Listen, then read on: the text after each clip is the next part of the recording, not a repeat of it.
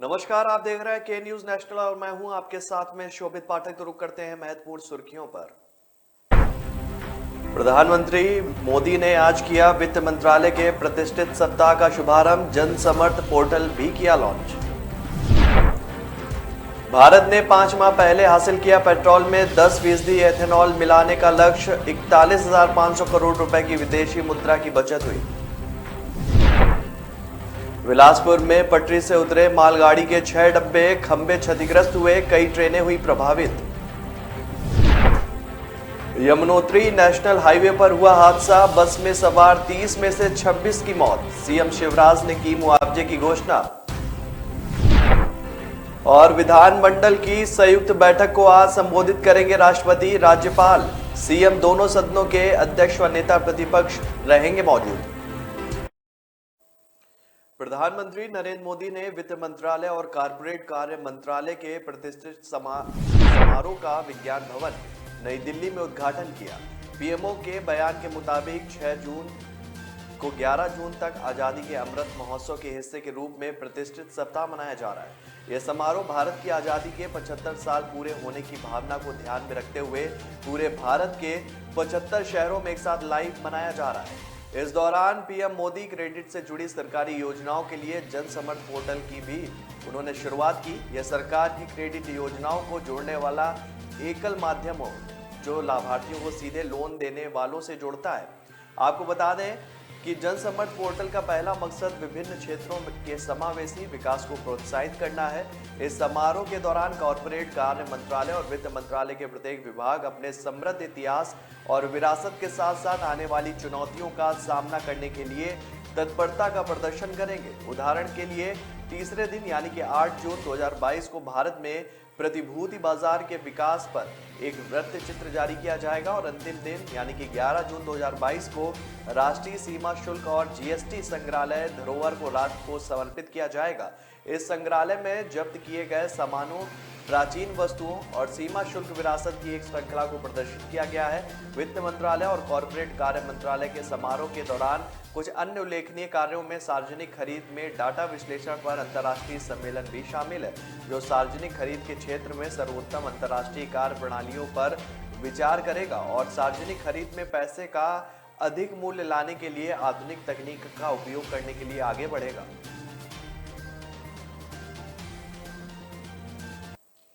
भारत ने पेट्रोल में 10% एथेनॉल मिलाने का लक्ष्य तय समय से 5 महीने पहले ही हासिल कर लिया और इससे न सिर्फ 41,500 करोड़ रुपए से अधिक की विदेशी मुद्रा की बचत हुई है, बल्कि ग्रीन हाउस उत्सर्जन में भी 27 लाख टन की कमी आई है।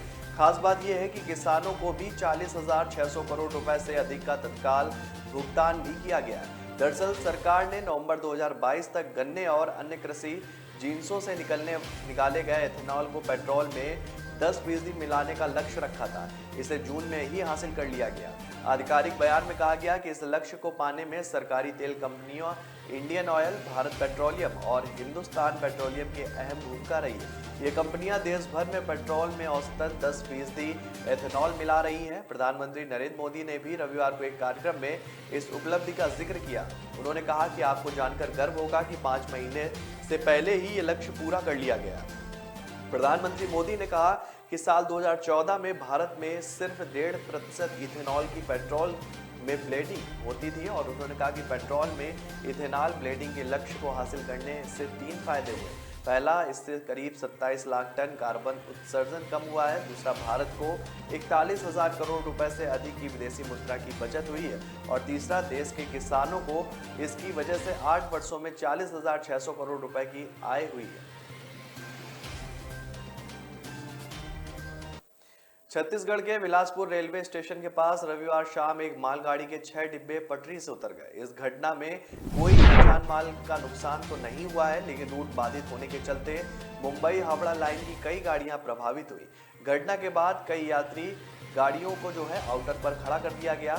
रेल प्रशासन द्वारा लाइन क्लियरेंस मिलने के बाद फिर से ट्रेनों का संचालन हो सका। जानकारी के अनुसार बिलासपुर जोनल स्टेशन के पास सीमेंट की बोरी से लदी मालगाड़ी पटरी से उतर गई, जिसके कारण तार टूट गया और खंभे भी क्षतिग्रस्त हो गए। इसके चलते रूट बाधित हुआ, लेकिन काफी मशक्कत के बाद जो है रूट को फिर से शुरू किया गया।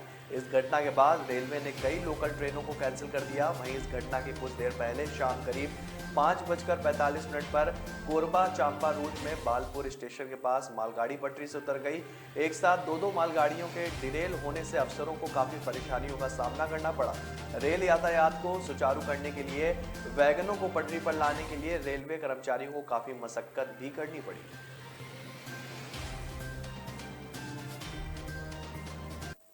यमुनोत्री नेशनल हाईवे पर डामटा रिखाऊ खंड के पास दर्दनाक हादसा हुआ है।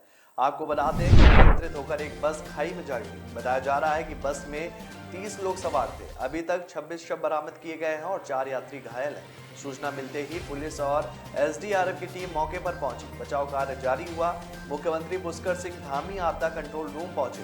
उन्होंने घायलों के समुचित उपचार की व्यवस्था के निर्देश भी दिए।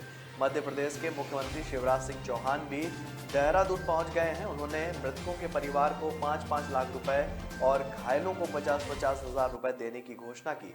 देहरादून में आपदा नियंत्रण कक्ष के बाद मध्य प्रदेश के मुख्यमंत्री शिवराज सिंह चौहान बस दुर्घटना में घायल हुए लोगों से मिलने अस्पताल पहुंचे। उन्होंने कहा कि मैं यहां देहरादून के आपदा नियंत्रण कक्ष में हूं। मैंने मौके से पूरी जानकारी ली है। घटना स्थल पर डीएम, एसपी, डीआईजी, एनडीआरएफ और एसडीआरएफ की टीमें भी मौजूद है।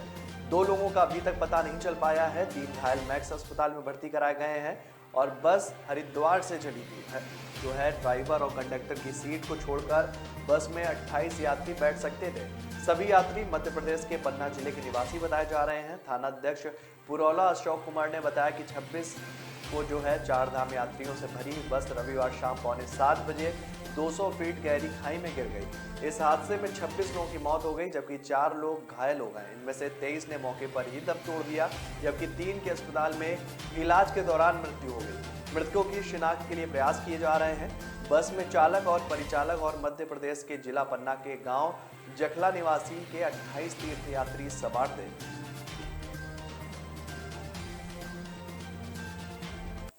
राष्ट्रपति रामनाथ कोविंद 6 जून को जो है सुबह 11 बजे आजादी के अमृत महोत्सव वर्ष के अवसर पर उत्तर प्रदेश राज्य विधानमंडल की संयुक्त बैठक में शामिल हुए।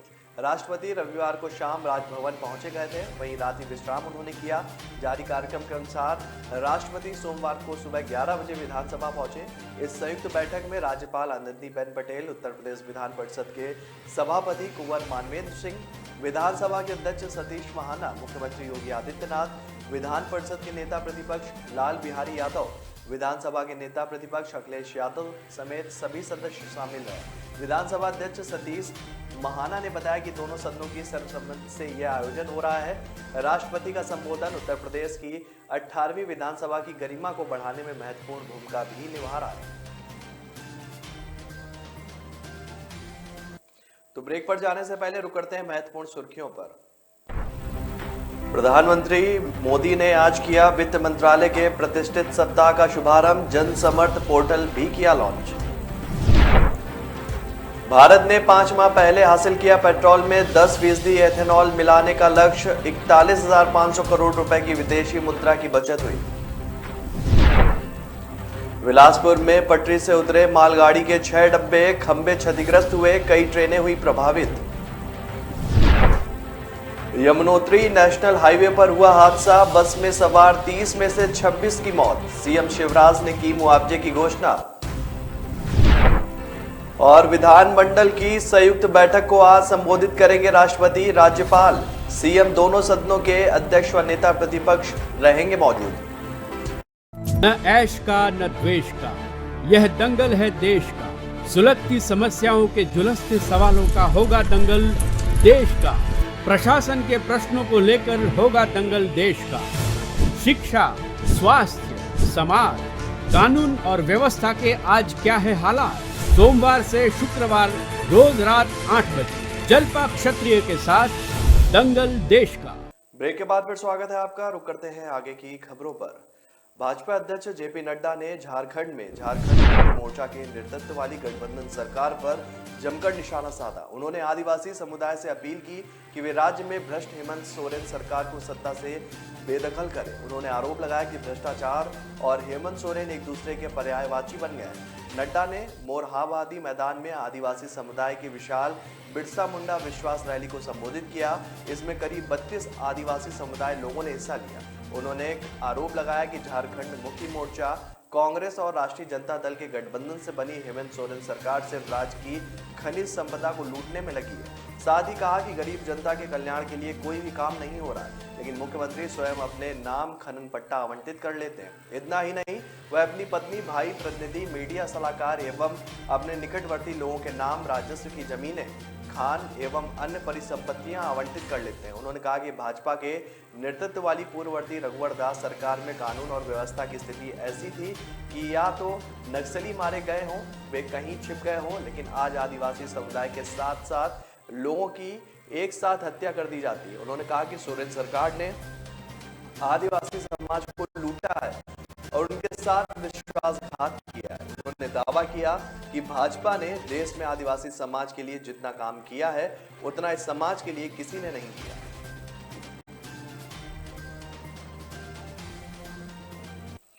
ऑपरेशन ब्लू स्टार की 38वीं वर्षी आज है और इसी के मद्देनजर पंजाब पुलिस ने अमृतसर के स्वर्ण मंदिर में सुरक्षा बढ़ा दी है। 1984 में आज ही के दिन स्वर्ण मंदिर में ऑपरेशन ब्लू स्टार को अंजाम दिया गया था। 6 जून 1984 के दिनों सिखों के सबसे पावन धार्मिक स्थल स्वर्ण मंदिर में भारतीय सेना की कार्रवाई ऑपरेशन ब्लू स्टार दुनिया भर में सुर्खियों में रही। आज भी लोग इसे याद करके सिहर उठते हैं। मामला 1970 के दशक के अंत में अकाली राजनीति में खींचतान और अकालियों की पंजाब संबंधित मांगों को लेकर शुरू हुआ था। 1978 में पंजाब की मांगों पर अकाली दल ने आनंदपुर और इस प्रस्ताव में सुझाव दिया था कि भारत की केंद्र सरकार का न केवल रक्षा, विदेश नीति और संचार और मुद्रा पर अधिकार हो, अन्य सब विषयों पर राज्यों के पास पूर्ण अधिकार हो।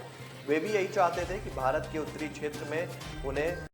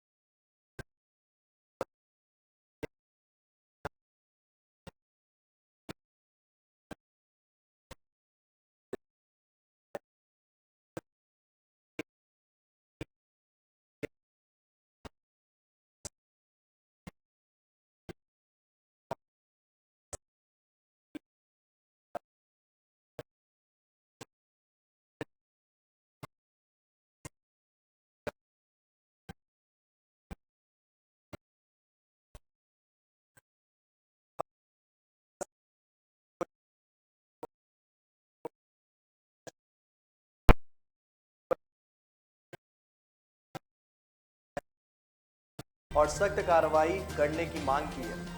भारत ने इन देशों से कहा है कि इस तरह की टिप्पणियां सरकार के विचार से नहीं और ऐसे लोगों के खिलाफ कार्रवाई भी की। ऐसा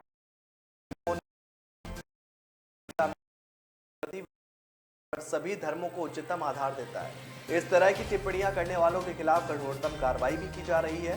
संबंधित संगठन ने बयान जारी कर सभी धर्मों को आदर देने और किसी भी धर्म के व्यक्ति के सम्मान को चोट पहुंचाने के कदम की निंदा भी की है। भारत ने रविवार को कतर से कहा कि अल्पसंख्यकों के खिलाफ कोई भी विवादास्पद बयान कुछ अराजक तत्वों का विचार हो सकता है, लेकिन सरकार से इसका कोई भी लेना देना नहीं। कतर की राजधानी दोहा में स्थित भारतीय दूतावास के प्रवक्ता ने एक प्रेस विज्ञप्ति में कहा है कि राजदूत ने विदेश कार्यालय में एक बैठक की जिसमें भारत ने धार्मिक शख्सियत को बदनाम करने वाले कुछ आपत्तिजनक ट्वीट के संबंध में चिंता भी व्यक्त की है।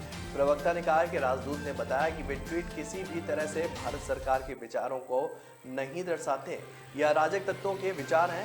इससे पहले मंत्रालय ने एक बयान में कहा कि विदेश राज्य मंत्री सुल्तान बिन साद अल मुक्तकी ने भारत के राजदूत को नोट सौंपा है।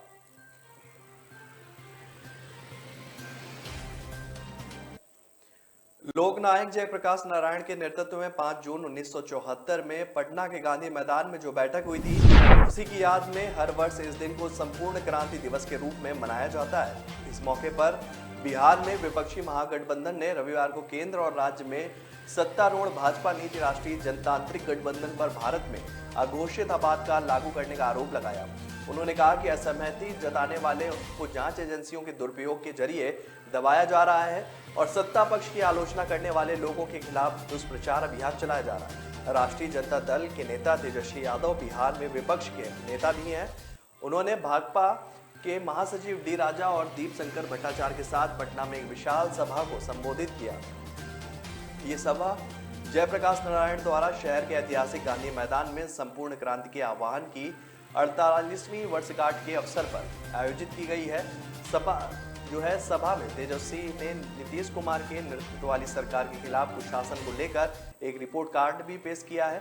उन्होंने कहा कि इस रिपोर्ट कार्ड में यह रेखांकित करने की कोशिश की गई है कि राज्य में भले एक समाजवादी नीतीश कुमार के नेतृत्व वाली सरकार है, लेकिन वह नागपुर के एजेंडे के हिसाब से चल रही है।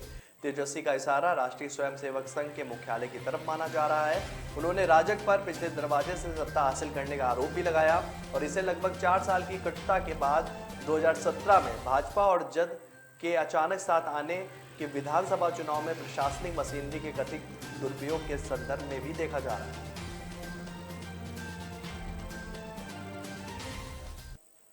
तो ब्रेक पर जाने से पहले रुक करते हैं महत्वपूर्ण सुर्खियों पर।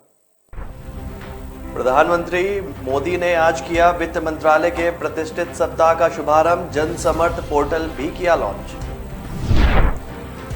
भारत ने 5 माह पहले हासिल किया पेट्रोल में 10% एथेनॉल मिलाने का लक्ष्य, 41,500 करोड़ रुपए की विदेशी मुद्रा की बचत हुई। बिलासपुर में पटरी से उतरे मालगाड़ी के 6 डब्बे, खंभे क्षतिग्रस्त हुए, कई ट्रेनें हुई प्रभावित। यमुनोत्री नेशनल हाईवे पर हुआ हादसा, बस में सवार 30 में से 26 की मौत, सीएम शिवराज ने की मुआवजे की घोषणा। और विधानमंडल की संयुक्त बैठक को आज संबोधित करेंगे राष्ट्रपति, राज्यपाल, सीएम, दोनों सदनों के अध्यक्ष व नेता प्रतिपक्ष रहेंगे मौजूद।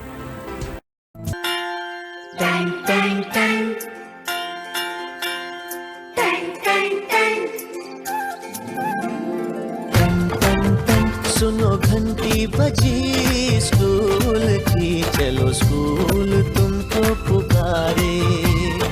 पल पल पल रोशनी जो मिली स्कूल की, जगमगाओगे तुम बन के तारे।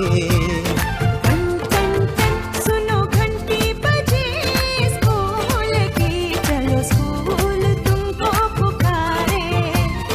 पल पल पल रोशनी जो जगमगाओगे तुम बन के तारे।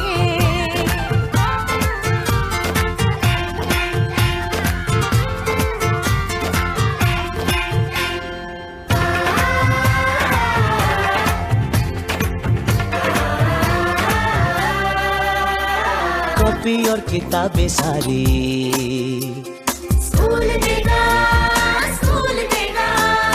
यूनिफॉर्म भी तुम्हारी स्कूल देगा, स्कूल देगा।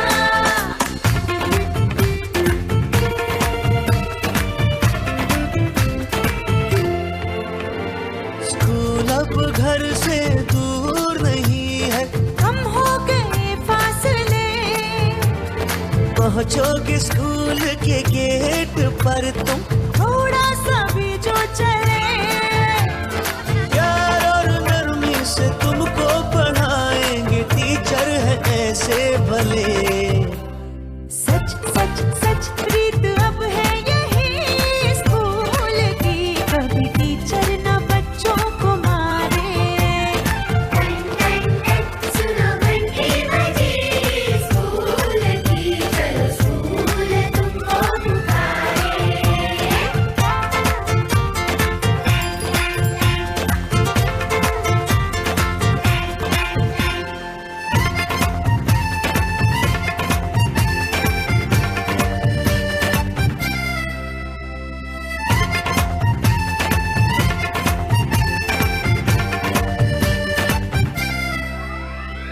लाइब्रेरी में जो पढ़ना हो, स्कूल देगा, स्कूल देगा, दोपहर में खाना भी तो, और स्कूल देगा, स्कूल देगा।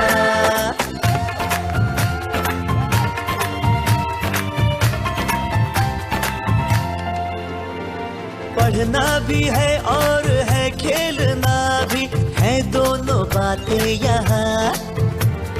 ध्यान उनका भी पूरा रखा गया है, ये जान ले लड़कियां। वो जो पढ़ेंगी, जो आगे बढ़ेंगी, तो बदलेगा हिंदुस्तान। घर घर घर शिक्षा जब पहुंचेगी स्कूल की, शक्ति पाएंगे निर्बल भी सारे। टन टन टन सुनो घंटी बजी स्कूल की, चलो स्कूल तुमको पुकारे। चलो स्कूल तुमको पुकारे। चलो स्कूल तुमको पुकारे, चलो स्कूल तुमको पुकारे। शिक्षा मेरा अधिकार है। ब्रेक के बाद फिर स्वागत है आपका। रुक करते हैं आगे की खबरों पर। पैगंबर मोहम्मद के खिलाफ टिप्पणी और धर्म विशेष के खिलाफ सोशल मीडिया पर अभियान चलाने के मामले में रविवार को भाजपा ने अचानक पार्टी के 2 नेताओं के खिलाफ कार्रवाई की। इसकी वजह से विदेशों में खराब हो रही छवि थी, जिसे दुरुस्त करने के लिए कदम उठाया गया है। दरअसल यह कदम अंतर्राष्ट्रीय स्तर पर भारत की अल्पसंख्यक विरोधी छवि बनाने की कोशिश को नाकाम करने के लिए प्रधानमंत्री मोदी के निर्देश के बाद इन दोनों नेताओं के खिलाफ कार्रवाई का फैसला लिया। गौरतलब है कि इस्लामिक देशों के समूह और अमेरिकी यूरोपीय संघ सहित कुछ मुस्लिम देशों और अल्पसंख्यकों के उत्पीड़न के मामले बढ़ने का आरोप लगाकर लगातार हमलावर हैं और सरकारी सूत्रों का कहना है कि कोरोना महामारी के बाद वैश्विक स्तर पर आर्थिक कूटनीति और दूसरे मामलों में बड़ा उथल पुथल भी हुआ है। इस उथल पुथल के बीच सरकार चाहती है कि भारत निवेश के मामले में दुनिया के देशों के लिए एक मजबूत केंद्र बने। हालांकि इन नेताओं की बयानबाजी के तूल पकड़ने के कारण सरकार की रणनीति और योजना की राह में बाधा आ रही थी। दोनों नेताओं के खिलाफ कार्रवाई कर भाजपा नेतृत्व ने भविष्य के लिए एक लकीर खींच दी है। कार्रवाई का संदेश साफ है, नेताओं को दूसरे धर्म के खिलाफ टिप्पणी करने से परहेज बरतना होगा। ऐसी कोई टिप्पणी नहीं करनी होगी जिससे दूसरे धर्म की आस्था, सम्मान और विश्वास को ठेस पहुंचता हो।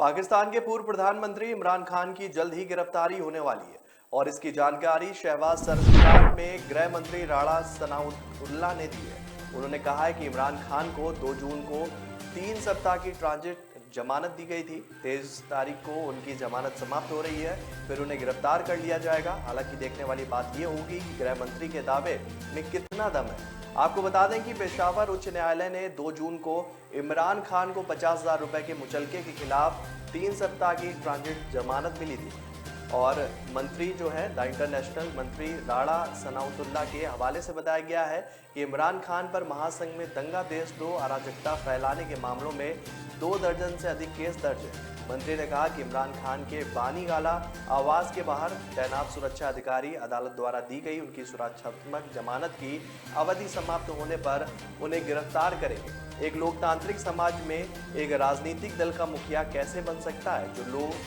लोगों को उकसाता हो और अपने विरोधियों को देशद्रोही बताते हुए नैतिक और लोकतांत्रिक मूल्यों की पूर्ण अवहेलना करता हो। गृह मंत्री ने कहा कि इमरान खान का इस्लामाबाद में स्वागत करते हैं और उन्हें कानून के मुताबिक सुरक्षा मुहैया कराई जा रही है। शनिवार की देर रात इस्लामाबाद पुलिस ने कहा था कि पेशावर से इमरान खान के इस्लामाबाद लौटने की संभावना को देखते हुए बानीगाला के आसपास सुरक्षा बढ़ा दी गई है।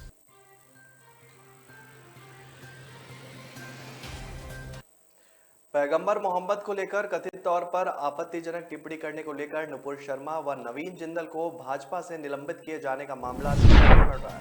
पूर्व केंद्रीय मंत्री व भाजपा नेता सुब्रमण्यम स्वामी ने इसे लेकर अपनी ही पार्टी की सरकार को घेरा है। स्वामी ने ट्वीट कर आरोप लगाया कि केंद्र सरकार ने छोटे से देश कतर के आगे साष्टांग दंडवत कर लिया है। दो भाजपा नेताओं के निलंबन पर भड़के सुब्रमण्यम स्वामी यही नहीं रुके, उन्होंने पूरे 8 साल के कार्यकाल में विदेश नीति को लेकर सवाल भी खड़े कर दिए। स्वामी ने आरोप लगाया कि मोदी सरकार के कार्यकाल में भारत माता को शर्म से सिर नीचे झुकाना पड़ा है। हम लद्दाख में चीनियों के सामने रेंगते नजर आए, रूसियों के सामने घुटने टेके और क्वाड में अमेरिकियों के सामने गिड़गिड़ाए। अब हमने छोटे से देश कतर के सामने साष्टांग दंडवत कर लिया। यह हमारी विदेश नीति का पतन है। दरअसल कहा जा रहा है कि कतर के दबाव में भारत ने अपने ही 2 पार्टी नेताओं को निलंबित किया है। नुपुर शर्मा व नवीन जिंदल पर आरोप है कि उन्होंने बीते दिनों पैगंबर मोहम्मद के खिलाफ आपत्तिजनक बातें कही थी। इसका भारत के मुस्लिमों समेत अरब के कई देशों द्वारा विरोध किया जा रहा है। नुपुर शर्मा ने अपनी विवादित टिप्पणियों को लेकर माफी भी मांगी है।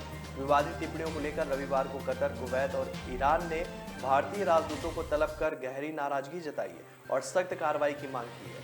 भारत ने इन देशों से कहा है कि इस तरह की टिप्पणियां सरकार के विचार की नहीं है और ऐसे लोगों के खिलाफ कार्रवाई की गई है। राजदूत ने उन्हें बताया कि यह किसी तरह की भारत सरकार की भावना नहीं है।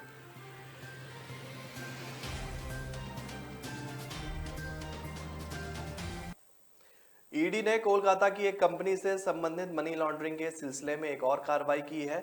ईडी ने सोमवार को दिल्ली के स्वास्थ्य और गृह मंत्री सत्येंद्र जैन के आवास पर छापेमारी की। मालूम हो कि बीते 30 मई को ईडी ने सत्येंद्र जैन को मनी लॉन्ड्रिंग केस में हिरासत में लिया था। इसके बाद उन्होंने 9 जून तक के लिए उन्हें जेल भेज दिया गया। इससे पहले अप्रैल महीने में ईडी ने मनी लॉन्ड्रिंग रोकथाम अधिनियम 2002 के लिए जैन के परिवार और कंपनियों की 4.81 करोड़ रुपए की अचल संपत्तियां कुर्क की थी और इसमें Akinchan developers private limited, Indometal impacts private limited और अन्य कंपनियों की संपत्ति भी शामिल थी। दरअसल ईडी ने सीबीआई द्वारा दायर की गई एक एफआईआर के आधार पर जैन के खिलाफ आपराधिक केस दर्ज किया था। एफआईआर में कथित रूप से इस बात का उल्लेख था कि सत्येंद्र जैन उन 4 कंपनियों द्वारा प्राप्त धन के स्रोतों की जानकारी नहीं दे पाए जिनमें वो शेयर होल्डर है। जैन पर कथित आरोप है कि उन्होंने दिल्ली में कई शेयर कंपनियों को लॉन्च किया और खरीदा था। उन्होंने कोलकाता के 3 हवाला ऑपरेटर की 54 सेल कंपनियों के माध्यम से 16.39 करोड़ रुपए के काले धन को भी सफेद किया था। जैन के पास इंडो और अकिंचन नाम की कंपनियों में बड़ी संख्या में शेयर्स थे। रिपोर्ट के अनुसार 2015 में केजरीवाल सरकार में मंत्री बनने के बाद जैन के सभी शेयर्स उनकी पत्नी के नाम कर दिए गए थे और जानकारी के अनुसार इन कंपनियों का प्रयोग कोलकाता की कंपनी को नगद पैसे भेजने के लिए किया जाता था और बाद में शेयर खरीदने के नाम पर कानूनी रूप से जैन को पैसे वापस कर दिए जाते थे।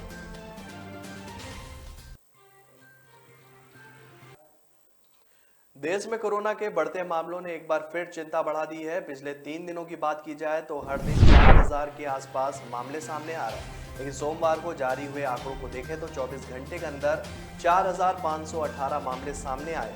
कई महीनों बाद ऐसा हुआ है जब एक साथ देश में इतनी संख्या में कोरोना संक्रमण दर्ज किया गया है। केंद्रीय स्वास्थ्य मंत्रालय के आंकड़ों के मुताबिक 24 घंटे में 2789 लोग ठीक हुए हैं तो 9 लोगों की कोरोना के कारण मौत भी हो गई है। वहीं सक्रिय मामलों की बात की जाए तो 46 में देखा जा रहा है। देश में अब कोरोना के 25,782 सक्रिय मामले हैं। देश में कोरोना की स्थिति पिछले 4 दिनों में बिगड़ी है। बीते शुक्रवार को करीब 3 महीने बाद 4041 मामले दर्ज किए गए थे और इसके बाद शनिवार को 3962 केस सामने आए। रविवार को 4270 नए मामले मिले तो आज ये संख्या 4500 के पार हो गई है। महाराष्ट्र और केरल में कोरोना संक्रमण से जो है रफ्तार बढ़ रही है और महाराष्ट्र में आज 889 नए मामले दर्ज किए हैं। इसके बाद यहां सक्रिय मरीजों की संख्या भी बढ़कर 6,767 हो गई है। वहीं केरल में 545 नए मामले सामने आए हैं और यहां सक्रिय मरीज 8,835 पर पहुंच गए। केंद्रीय स्वास्थ्य मंत्रालय के मुताबिक देश में दैनिक संक्रमण दर बढ़कर 1.62% पर पहुंच गई है। वहीं साप्ताहिक संक्रमण दर 0.91% है।